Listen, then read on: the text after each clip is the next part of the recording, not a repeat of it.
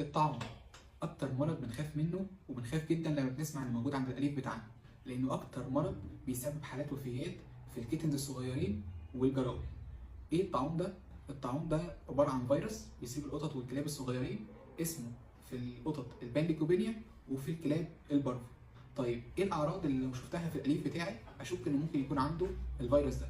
اول حاجه بتبدا معانا انه بيقطع اكل ويبقى مش عايز ياكل، بعد كده ممكن يدخل في ترجيع او اسهال، وفي اخر المراحل بيكون الاسهال ده مدمم شويه، وطبعا بتكون درجه حرارته عاليه. ولكن اعمل ايه علشان احمي اليفي من الفيروس الخطير ده؟ اول حاجه نديله التطعيم لو سنه مناسب للتطعيم.